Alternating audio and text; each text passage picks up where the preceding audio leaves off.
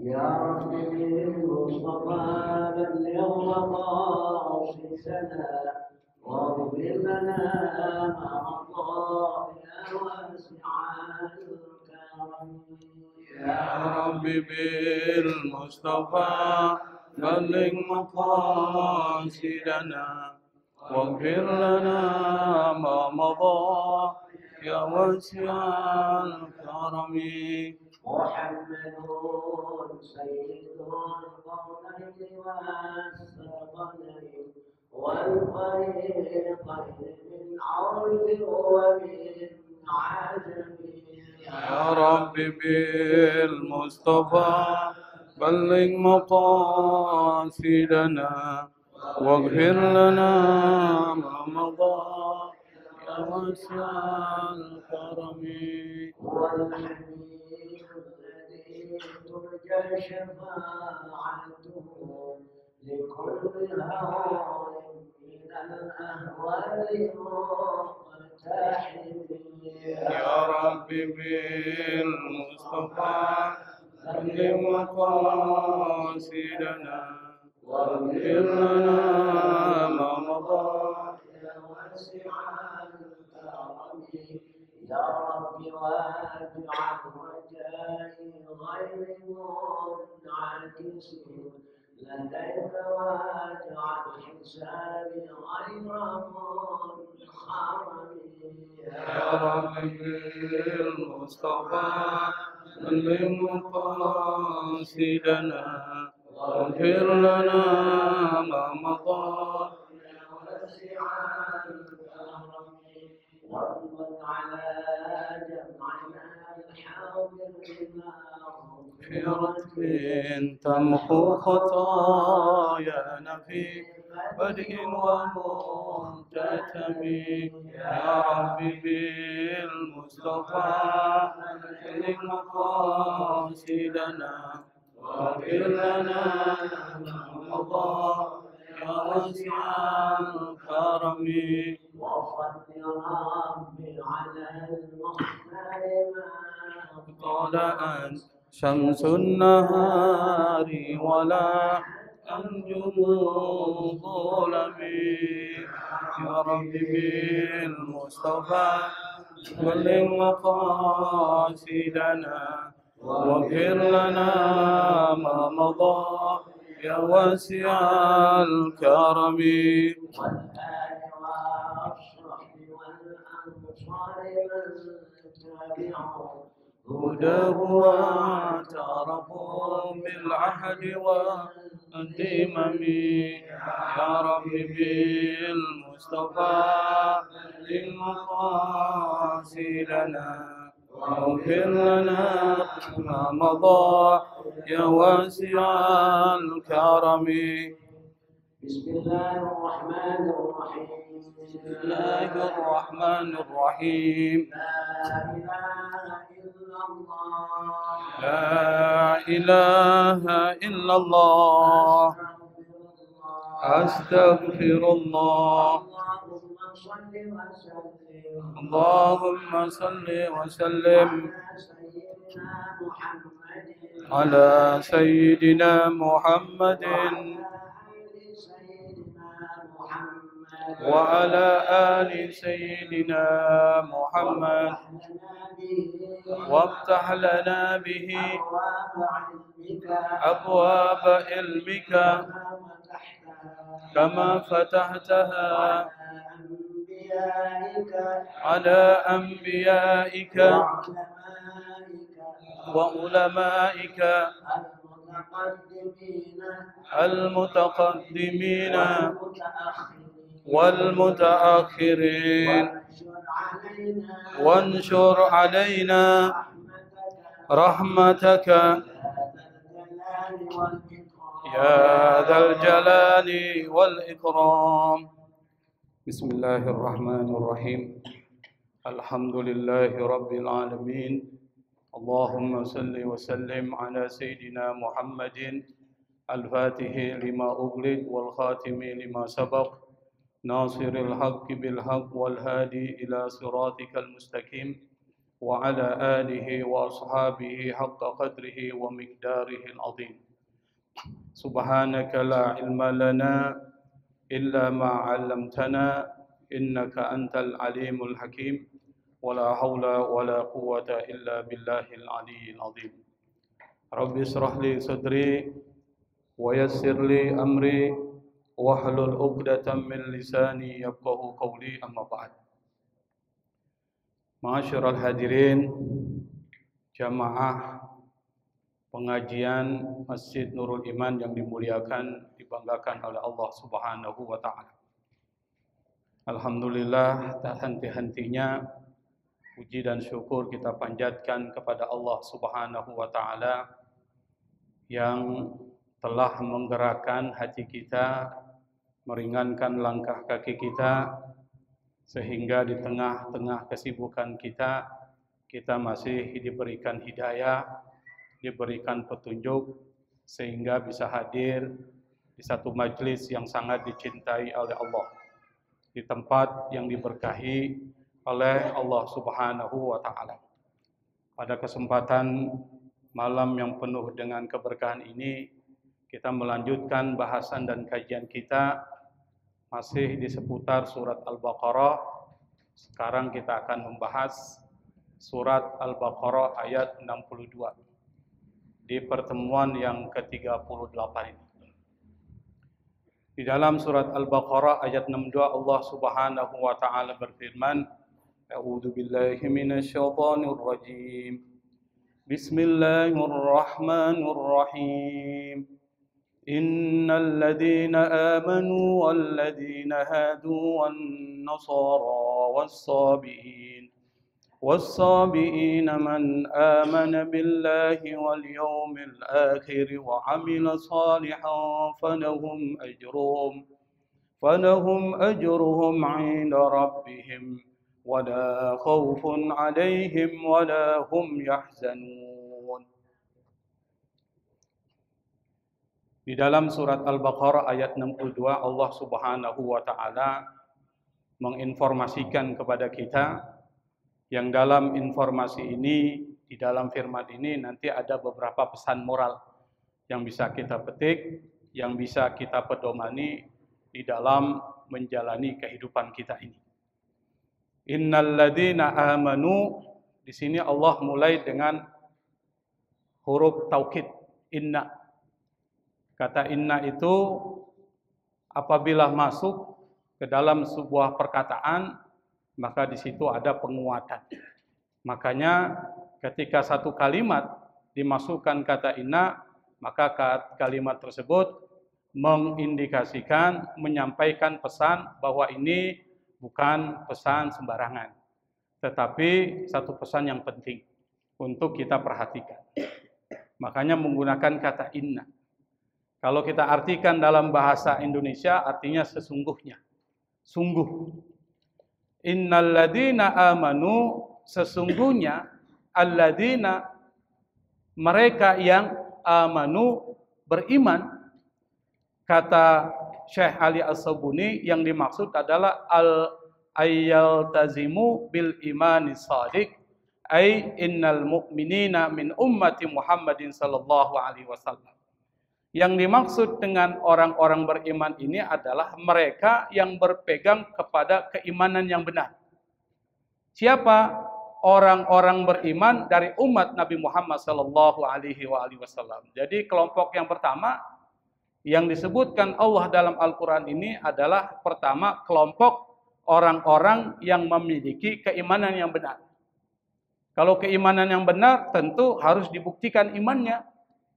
Membuktikan iman itu gimana? Harus mengimplementasikan apa yang diyakini dalam kehidupannya. Itu yang disebut dengan amal soleh. Nanti ada kajian khusus, bahkan di dalam kalangan para ulama teolog atau teologi Islam atau kalam, itu ada perdebatan antara iman dan amal soleh yang insya Allah kita akan bahas. Itu yang pertama. Kelompok yang kedua, walladzina hadu, dan mereka yang kata hadu itu artinya kembali, artinya taubat. Siapa mereka Kata Syekh Ali As-Sabuni, yang dimaksud adalah wal yahud atba'u Musa. Yang dimaksud dengan alladzina hadu, kelompok yang kedua ini adalah orang-orang Yahudi pengikut Nabi Musa alaihi salatu wassalam. Jadi yang kelompok kedua adalah kelompok Yahudi. Di sini menggunakan kata hadu. Di dalam kitab-kitab tafsir itu dijelaskan yang dimaksud dengan hadu ini ada dua pemahaman. Pemahaman yang pertama adalah maknahu soru Yahudan. Mereka yang menjadi orang Yahudi. Siapa mereka? Mereka yang dinisbatan kepada salah satu anak dari Nabi Yakub alaihi salatu wassalam. Nabi Yakub ini anaknya ada berapa sih? 12. Kita sering ulang-ulang tuh biar paham. Nah, di antara yang ke-12 ini ada namanya Yahuda pakai zal. Yang nanti kata zal ini berubah menjadi dal. Jadi Yahuda.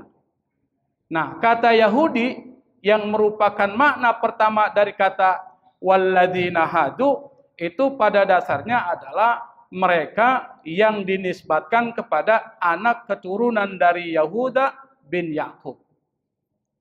Itu yang pertama. Dan nama Yahudi itu pada dasarnya mulai muncul ke permukaan itu adalah pada 3000 tahun yang lalu. Atau lebih tepatnya pada tahun 975 sebelum Masehi. Ini 975 sebelum Masehi. Kalau sekarang 2024, tinggal ditambah saja. Kira-kira berapa tahun itu? 3000 tahun yang lalu. Kapan itu muncul? Yaitu setelah wafatnya Nabi Sulaiman. Nabi Sulaiman ini adalah anaknya Nabi Daud. Dan Nabi Daud ini adalah masih keturunan dari Bani Israel. Jadi nabi-nabi itu pada dasarnya banyak berasal dari keturunan Israel. Nabi Yakub mempunyai bapak namanya Ishak. Ishak mempunyai bapak namanya Ibrahim. Jadi pada dasarnya adalah keturunan dari Nabi Ibrahim. Yang pada saat ketika Nabi Sulaiman mempunyai kerajaan besar, lalu Nabi Sulaiman meninggal pada tahun 975 sebelum Masehi, berarti 3000 tahun yang lalu. Itu terbagi menjadi dua kerajaan. Kerajaan Sulaiman itu terpecah jadi dua kerajaan. Kerajaan pertama itu dipimpin oleh Rahbaam bin Sulaiman, anaknya Nabi Sulaiman, namanya Rahbaam. Yang menjadi pengikut dari kerajaan ini dua klan. Klan. Dari 12 klan cuma 2 yang mengikuti kerajaan yang dipimpin oleh anaknya Nabi Sulaiman yang bernama Rahbaam. Siapa mereka klannya? Klan Yahuda, anak dari Nabi Yakub, dan klan Bunyamin. Anaknya siapa Bunyamin itu? Anaknya Nabi Yakub. Bunyamin ini saudaranya Nabi Yusuf. Jadi dari istrinya Nabi Yakub yang bernama Rahel itu punya 2 anak tuh. Yang pertama adalah Nabi Yusuf, yang kedua saudaranya yang bernama Bunyamin. Nah, Bunyamin nanti punya klan, suku. Klan dari Bunyamin dan klan dari Yahuda ini nanti menjadi pengikut kerajaan Rahbaam bin Sulaiman yang setelah wafatnya Nabi Sulaiman, kerajaan ini terpecah jadi 2. Nah, kerajaan yang satu lagi itu diikuti oleh 10 klan yang lain. Berarti 12 klan. Kalau orang Betawi bilang apa sih klan itu ya? Suku ya. Suku. Suku atau kabilah. Atau dalam bahasa sosiologisnya disebut dengan klan. Klan itu artinya sama dengan suku. Sama dengan kabilah. Nah, kerajaan yang kedua ini dipimpin oleh Yaroboam. Diikuti oleh klan 10 klan lainnya yang ibu kotanya di Samara. Kalau yang pertama ibu kotanya di Yerusalem. Di mana Yerusalem itu? Di mana Yerusalem, Pak? Di Palestina. Nah, nanti kerajaan yang kedua ini kemudian menghilang. Lalu kemudian semuanya beralih kepada kerajaan yang dipimpin oleh Rahbam bin Sulaiman yang kemudian menjadi Yahudi. Kenapa? Karena yang mendominasi dari kerajaan ini adalah klan Yahuda, anak cucu dari putra Nabi Yakub yang bernama Yahuda, yang tempat kerajaannya, ibu kotanya di Yerusalem. Makanya tidak heran Yerusalem itu nggak akan pernah dilepas oleh siapa? Oleh Bani Israel atau Israel. Yang mereka ini adalah klan dari Yahuda atau yang disebut dengan Yahudi. Jadi secara historis, secara sejarah itu ada kaitan dengan persoalan-persoalan sebelumnya. Karena mereka menganggap bahwa Palestina itu adalah al-ardul maudu'ah, tanah yang dijanjikan Tuhan. Yang dijanjikan oleh Nabi Musa kepada Bani Israel. Tapi itu dulu. Kalau sekarang nggak berlaku lagi. Itu yang pertama. Yang kedua, kata hadu itu diambil dari kata bahasa Arab yang artinya adalah tabu. Dari kata taba, yatubu, taubat. Mereka disebut dengan hadu orang-orang Bani Israel itu karena mereka dulu pernah taubat. Apa itu taubat? Kembali. Kembali apa? Kembali dari tidak menyembah patung anak sapi. Kan kita pernah cerita dulu tuh pada saat menjelaskan ayat-ayat sebelumnya yang berbicara bagaimana sebagian dari Bani Israel ada yang menjadikan patung anak sapi menjadi Tuhan mereka.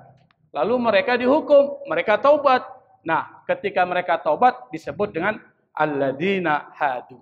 Maka yang dimaksud dengan alladzina hadu di sini adalah orang-orang Yahudi yang di dalam Al-Quran, dalam sejarah mereka ini adalah kelompok keagamaan yang menampakkan banyak kekafiran, banyak kekufuran dan pengingkaran kepada Allah Subhanahu wa Ta'ala. Kekafiran yang pertama yang disebutkan Allah dalam Al-Quran, mereka mengatakan Uzair ibnullah. Itu satu.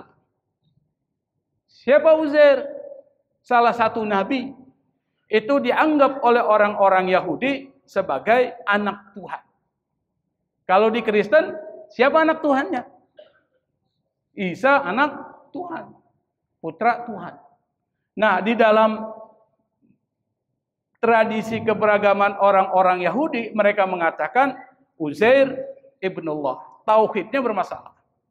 Dan mereka juga mengubah itu sifat Nabi Muhammad sallallahu alaihi wasallam yang mereka temukan dalam Al-Quran, di dalam Taurat. Itu mereka ubah.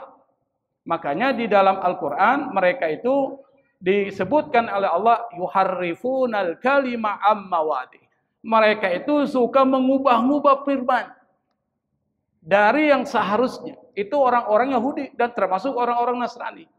Makanya dikecam oleh Allah Subhanahu wa Ta'ala. Yang ketiga, mereka suka mengubah hukum Allah. Yang haram dihalalkan, yang haram, yang halal, yang haram dihalalkan.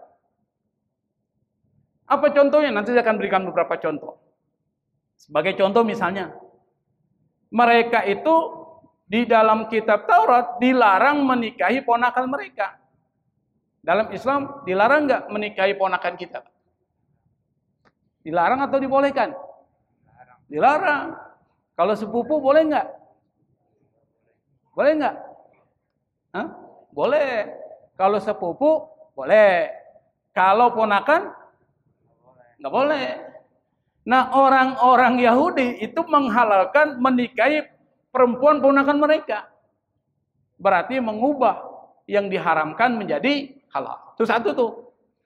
Yang kedua, orang-orang Yahudi itu mempunyai satu pemikiran yang itu bertentangan dengan apa yang ditetapkan oleh Allah Subhanahu wa Ta'ala adalah kalau seorang menalak istrinya, maka untuk menghalalkannya dengan akad nikah baru selama belum dinikahi oleh orang lain. Kalau kita misalnya atau orang-orang Yahudi itu mentalak istrinya, dia mentalak istrinya. Kalau kita kan ada talak 1, talak 2 sampai talak 3 disebut dengan talak bain kubro. Jadi kalau talak 1, boleh nggak kembali lagi dengan istri? Boleh. Kalau talak 2, boleh nggak kembali lagi dengan istri? Boleh. Kalau talak 3, bisa nggak kembali lagi dengan istri? Itu disebut dengan talak bain kubro. Anda nggak boleh kembali sampai perempuan itu dinikahi oleh orang lain menggauli istri Anda itu, mantan istri Anda, lalu diceraikan, boleh Anda nikahi lagi. Itu dalam Islam itu. Tapi mereka kalau sudah menalak istrinya, maka untuk menghalalkan menikahi lagi nggak pakai rujuk, pakai akad nikah baru. Itu mereka itu. Selama istri yang kita nikahi itu belum dinikahi oleh orang lain. Gimana kalau sudah dinikahi? Kalau sudah dinikahi, lalu ditalak oleh suami yang kedua, maka ia tidak halal untuk suami yang pertama selamanya. Kita punya istri nih, dinikahi oleh laki-laki lain. Laki-laki lain itu kemudian menalak istri itu. Kita nggak boleh menikahi lagi, Pak. Itu kata siapa itu? Orang-orang Yahudi. Dan berikutnya adalah terkait dengan warisan. Kalau seorang meninggal atau mati, lalu yang meninggal itu meninggalkan bapak, ibu, dan istri, maka semua harta warisan diberikan kepada bapaknya. Itu Yahudi itu. Kalau kita, misalnya seorang meninggalkan bapak, meninggalkan ibu, meninggalkan istri, kira-kira ketiganya dapat nggak tuh? Dapat warisan nggak, Pak? Dapat tuh. Misalnya ibu 6, istri kalau nggak punya anak 1/4, kalau dia punya anak 1/8, misalnya seperti itu. Dalam Al-Quran disebutkan. Tapi kalau mau belajar warisan harus pakai papan tulis, itu dijelasin satu persatu. Tapi intinya di dalam Islam mereka yang 3 tadi mendapatkan warisan. Tapi di dalam masyarakat Yahudi mereka membuat hukum sendiri, di mana kalau seorang meninggalkan bapak, ibu, dan istri, maka ibu dan istri tidak mendapatkan apapun, semua harta warisan diserahkan kepada bapak. Jika yang meninggal tidak punya anak, bagaimana kalau punya anak? Maka semua harta itu diserahkan buat anak mereka. Berarti bapak dapat enggak? Tidak dapat. Ibu dapat enggak? Istri dapat enggak? Berarti yang dapat adalah anaknya. Sementara di dalam Islam itu mereka mendapatkan bagian. Jadi orang-orang Yahudi itu memang mereka suka membuat hukum-hukum baru yang bertentangan dengan apa yang ditetapkan oleh Allah Subhanahu wa taala. Nah, kata Allah, orang-orang Yahudi sebelum Nabi Muhammad SAW yang mereka beriman kepada Allah dan hari akhir dan beramal soleh, itu nanti dapat pahala di sisi Allah Subhanahu wa taala. Jadi yang dimaksud orang-orang Yahudi ini sebelum datangnya Nabi Muhammad SAW. Itu satu. Perlu saya tegaskan seperti itu dulu, karena ini ada persoalan. Nanti orang mengatakan berarti agama Yahudi, agama penyembah bintang, mereka masuk surga dong. Oh, nanti dulu. Sebelum Nabi Muhammad SAW datang, kalau mereka beriman kepada Allah dan hari akhir, mereka masuk surga dan beramal soleh. Nanti kita akan jelaskan, Pak. Yang berikutnya adalah wan nasara. Tadi kelompok pertama adalah orang-orang beriman. Kelompok kedua siapa? Orang-orang Yahudi. Kelompok yang ketiga siapa? Nasoro. Kata Nasoro itu beda dengan Kristen, Pak. Jangan samakan Nasrani dengan Kristen. Kita seringkali menyamakan itu. Beda secara historis. Kalau Kristen itu agamanya Paulus, bukan agama Nabi Isa. Nah, Nasrani itu disebutkan oleh Allah Nasara karena mereka ini berasal dari satu desa yang namanya Nasirah. Yang di dalam bahasa kita namanya Nazaret. Nazaret ada di mana itu? Di mana, Pak? Palestina. Tempat kelahiran Nabi Isa alaihi salatu wassalam. Jadi para pengikut Nabi Isa itu disebut dengan Nasara. Kalau satu orang disebut apa? Hah? Nasrani. Kalau banyak disebut Nasoro. Nah, disebutkan Nasoro itu di dalam Al-Quran muncul sebanyak 14 kali. Jadi orang-orang pengikut Nabi Isa alaihissalatu wassalam pertama disebut dengan Nasoro. Itu satu. Kedua disebut dengan Ahlul Kitab. Yang ketiga disebut dengan Ahlul Injil. 3 itu, Pak. Enggak ada yang disebut dengan Al-Masihiyah. Masihiyah itu artinya Kristen tuh. Enggak disebutkan Allah. 3. Pertama apa? Nasoro. Yang kedua Ahlul Kitab. Yang ketiga Ahlul Injil. Nah, kalau Ahlul Injil nanti Bapak buka surat Al-Maidah. Surat yang keberapa itu Al-Maidah? Surat keberapa? Al-Fatihah, Al-Baqarah, Al-Imran, terus apa di sini? An-Nisa, berarti Al-Maidah surat keberapa? Surat kelima. Nanti dibuka surat Al-Maidah ayat 47. Itu ada satu ayat. Wal yahkum ahlul injili bima anzalallahu fi. Di situ disebutkan wal yahkum ahlul injil.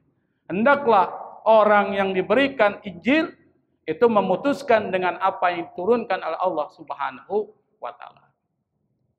Bedanya Nasrani dengan Kristen, kalau Nasrani itu pengikut Nabi Isa. Kalau Kristen pengikut siapa? Paulus.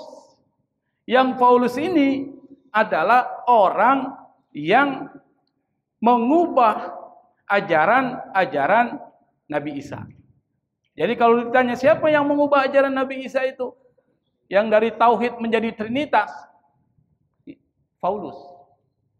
Makanya orang-orang Kristen sekarang itu mereka bukan pengikut Nabi Isa, tapi mereka adalah pengikut dari Paulus.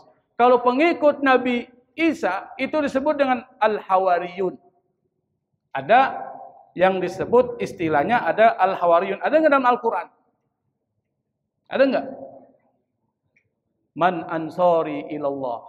Terus kata Allah, qalal hawariyuna nahnu ansarullah.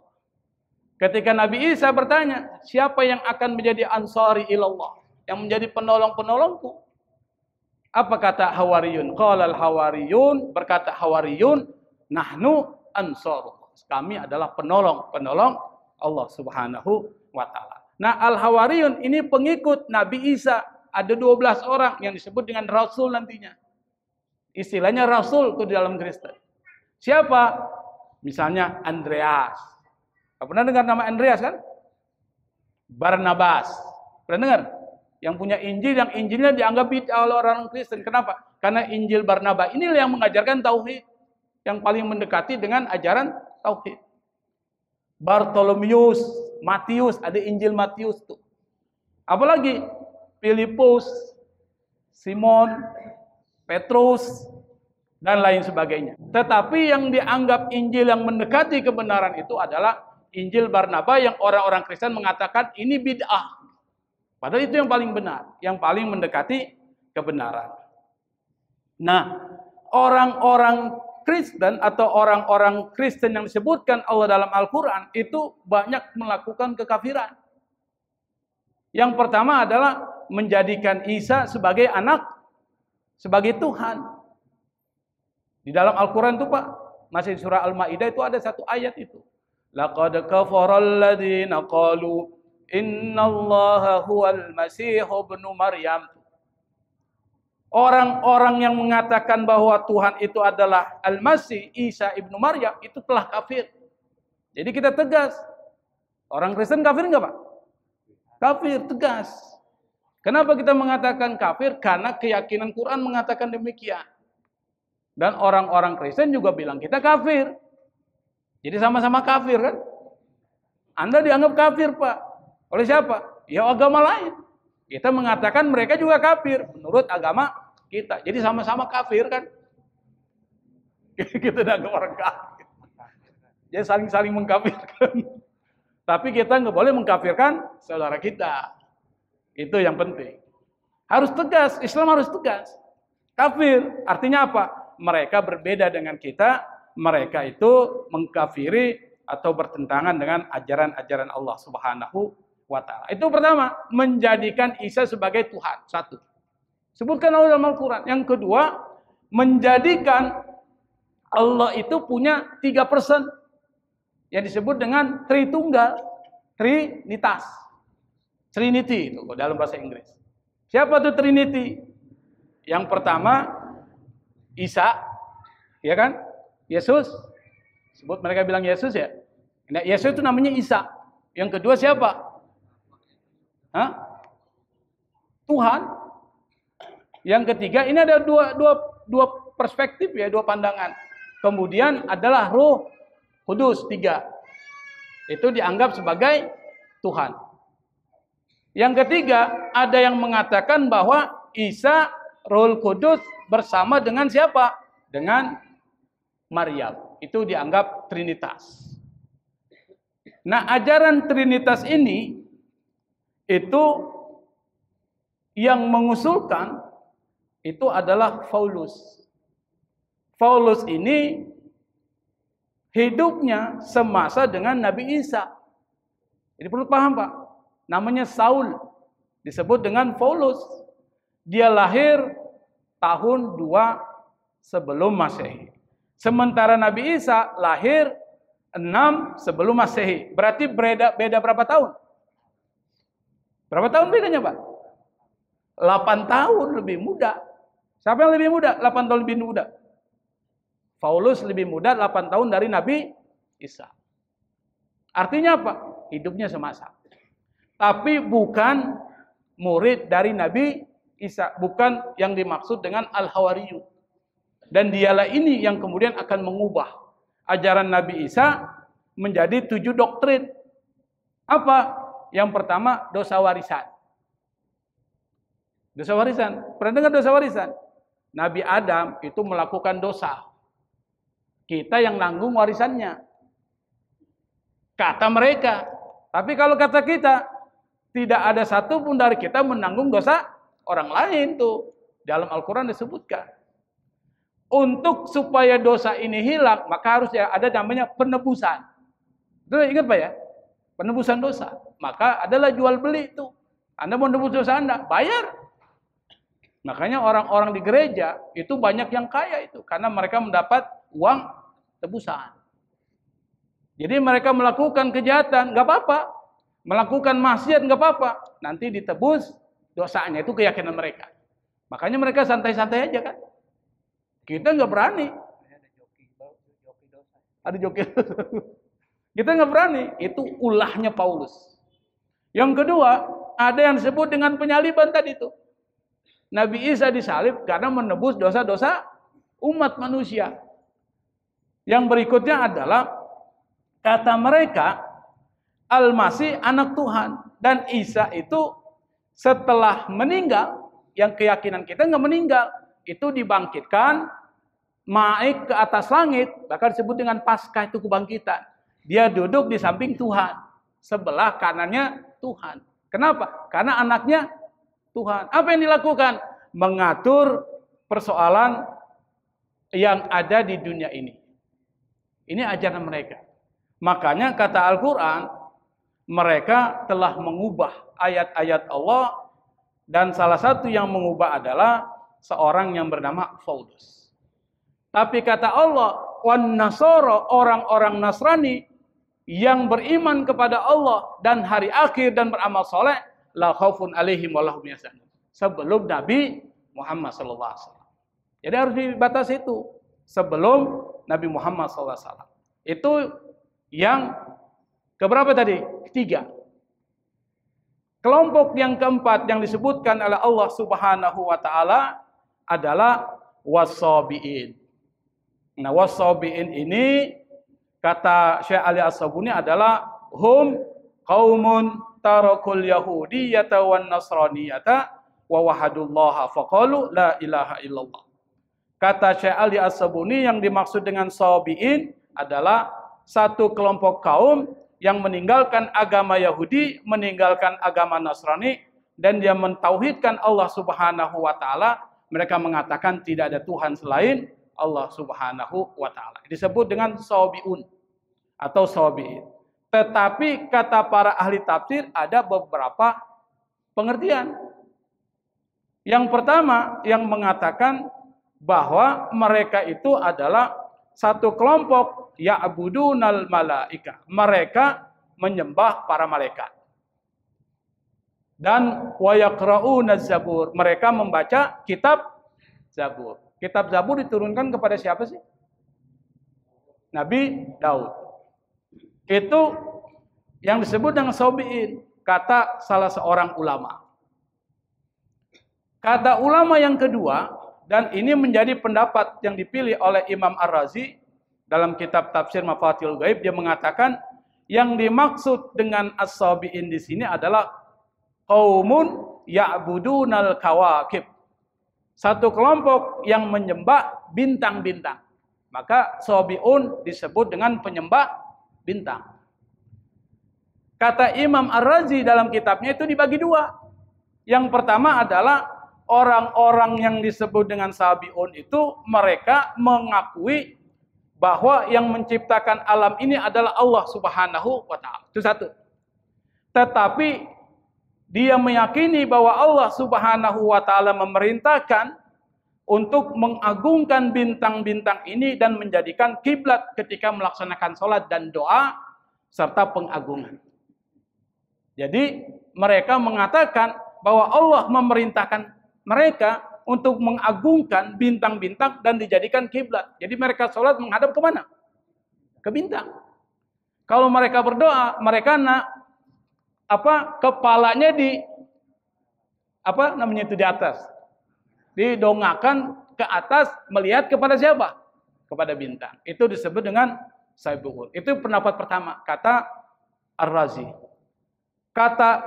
Pendapat yang kedua, kata Ar-Razi, yang disebut dengan kaum sabiun itu adalah mereka mengakui Allah menciptakan alam semesta, menciptakan bintang-bintang, kemudian bintang-bintang itulah yang mengatur dunia ini.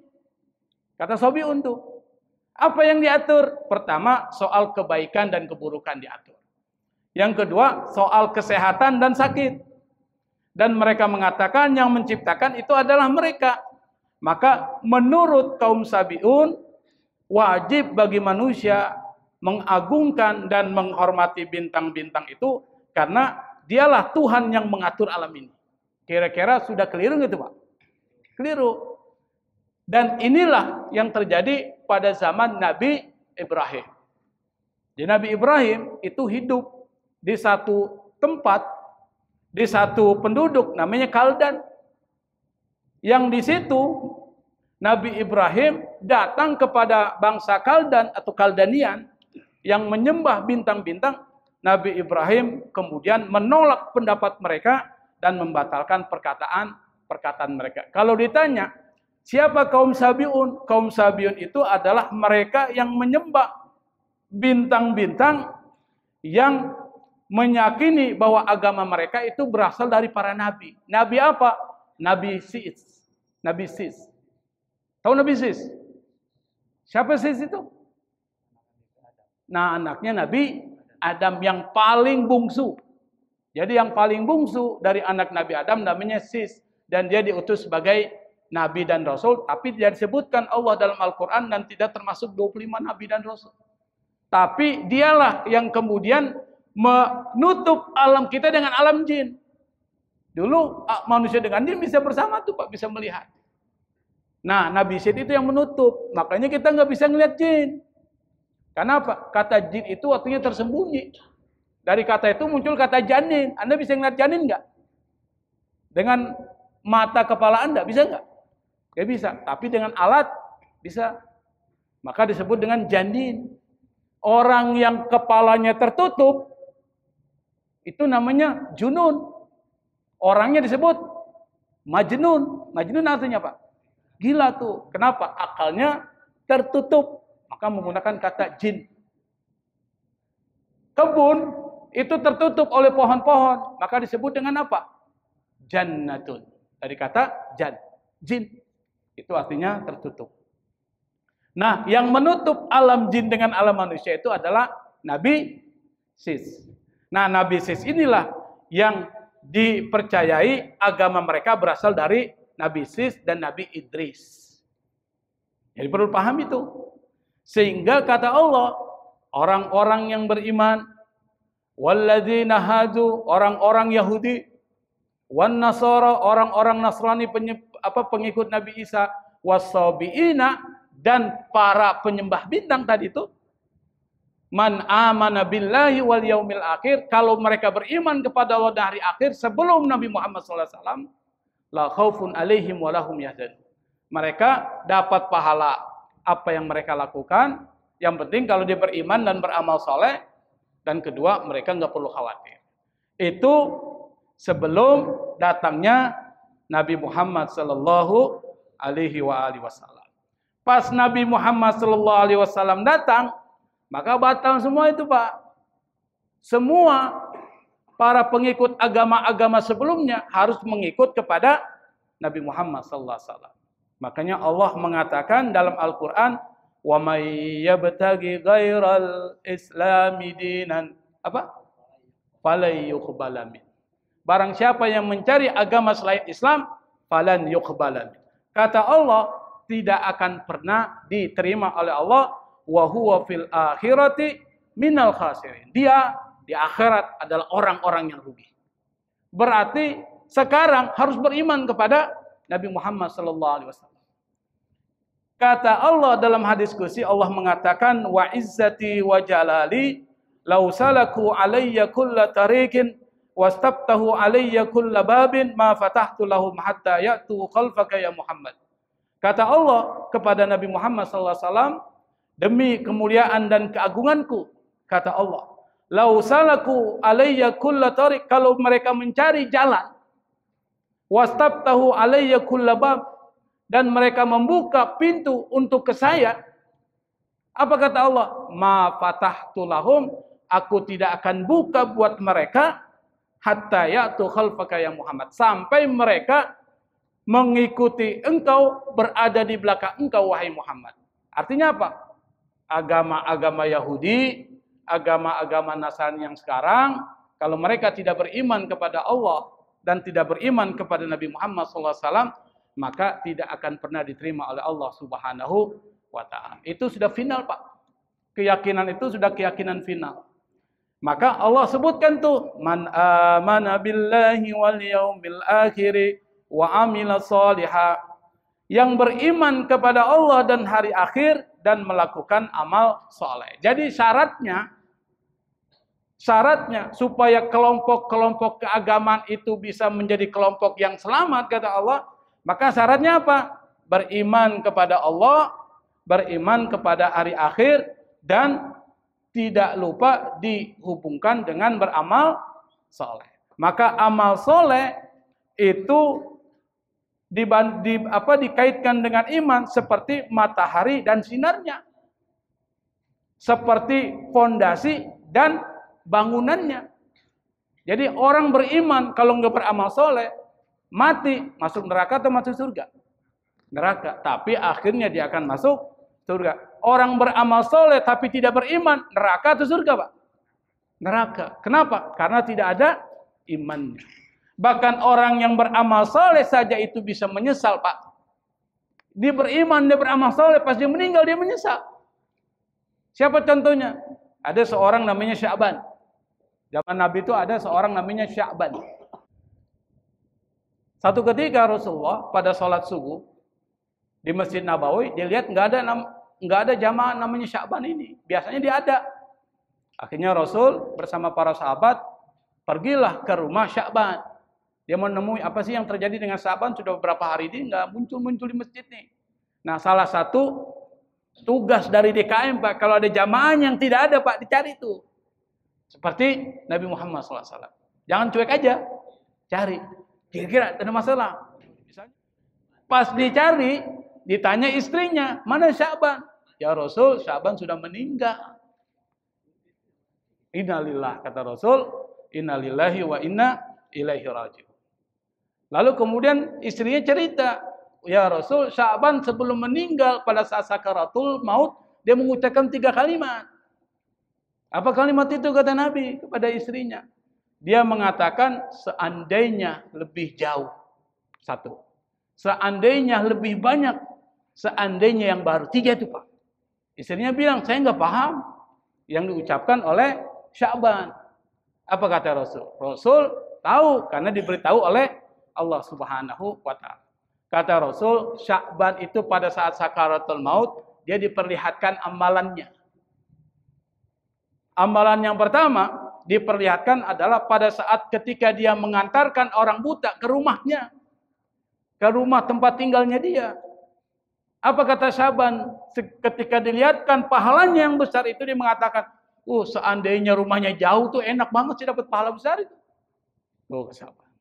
Yang kedua gimana? Rasul mengatakan, Sya'ban itu pernah dulu membantu orang yang sedang kelaparan. Dia bawa roti, dibagi dua roti itu. Satu dikasih ke orang yang kelaparan, pas dimakan, dilihatkan nih pahala-pahalanya pada saat dia meninggal, sakaratul maut. Apa kata Sya'ban? Seandainya saya memberikan lebih banyak, saya akan mendapatkan kenikmatan yang lebih besar. Lalu yang ketiga, Sya'ban pernah memberikan kepada orang yang membutuhkan tuh pakaian bekas yang dia pakai, dikasih ke dia. Pas diperlihatkan pahalanya yang besar pada saat memberikan itu, apa dia mengatakan? Seandainya kalau saya berikan yang baru. Artinya apa? Bapak kalau meninggal, nanti sakaratul maut, itu diperlihatkan tempatnya, Pak. Surga atau neraka itu. Kalau termasuk orang soleh, diperlihatkan surga, tersenyum. Maka banyak orang meninggal dalam keadaan senyum. Tapi kalau tempatnya di neraka, dia gelisah, Pak. Makanya kita lihat banyak orang meninggal dalam keadaan gelisah. Kenapa? Diperlihatkan tempatnya. Amalanmu begini loh, tempatnya seperti ini. Nah, seperti yang diperlihatkan kepada Sya'ban, ternyata apa yang dilakukan Sya'ban itu mendapatkan pahala. Tapi Sya'ban nggak merasa puas. Dia menyesal, kalau seandainya saya memberikan lebih, mungkin pahalanya lebih besar lagi daripada ini. Nah, ini menjadikan tanda orang yang beramal saleh saja masih menyesal. Makanya mumpung masih hidup, kita isi hari-hari kita dengan banyak melakukan kebaikan.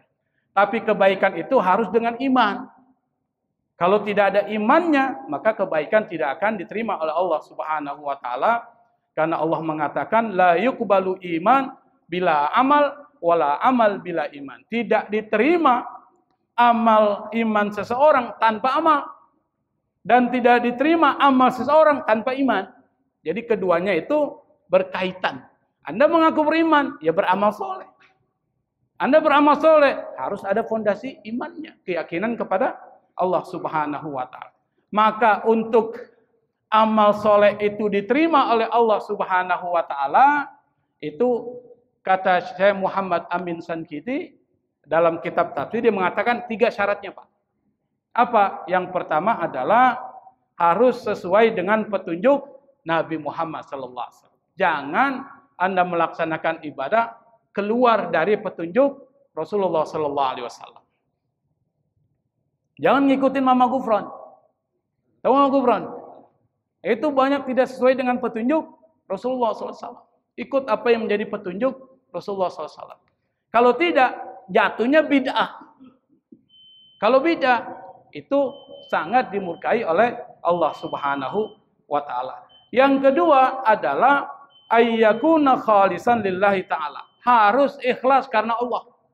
Kalau Anda melakukan amal soleh bukan karena Allah, itu ditolak oleh Allah Subhanahu wa Ta'ala.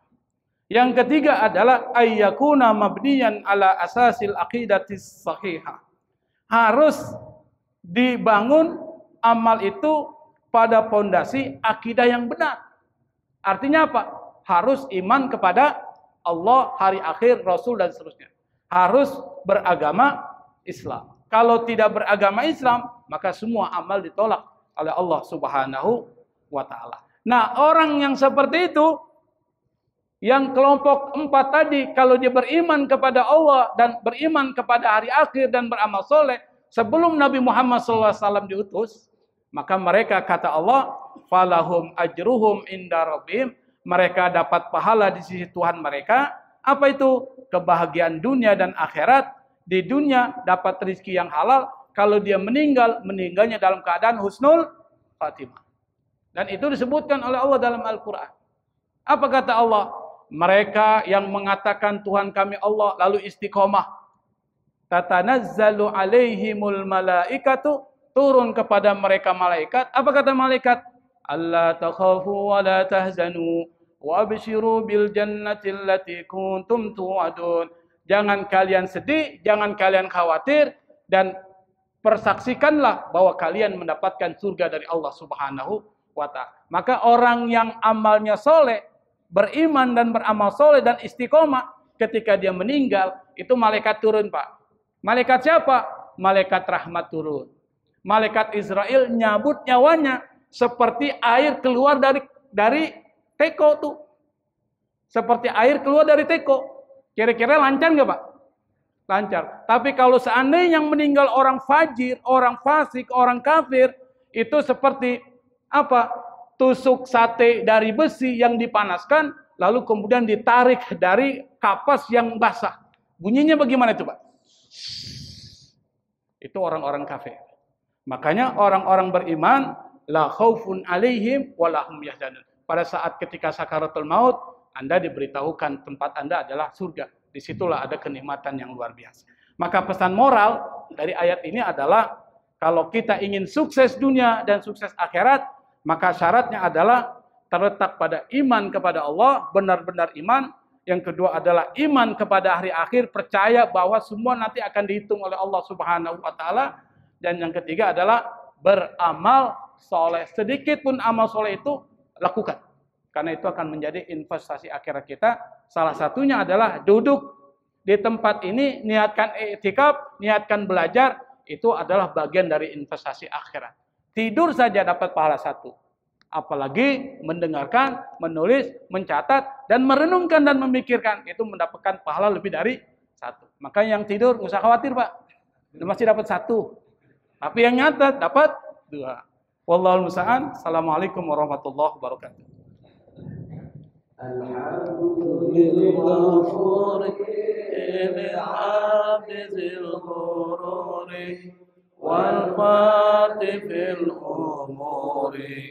وحباقة الهبور وصلاة الله دواما وسلامه تماما على من يجي إماما والأنبياء ختاما وعلى الآل الكرام والصحاب كالنجوم في قدوة المرام للعرب والأعجام يا ربنا اعترفنا بأننا افترفنا وإننا أسرفنا وعلى رضا أشرفنا فتوب علينا توبة تنسين كل حوبة واستر لنا العورات وآمن الروعات واغفر لوالدينا ربي ومولودينا والأهل والإخوان وسائر الخلان وكل ذي محبة أو جيرة أو صحبة والمسلمين أجمع آمين ربي يسمع فضلا وجودا منا لا باكتساب منا بالمصطفى الرسول نهضى لكل سول صلى وسلم ربي عليه حد الحب وآله والصحب إدادة الصحب والحمد للإله في البدء والتناهي والحمد للإله في البدء والتناهي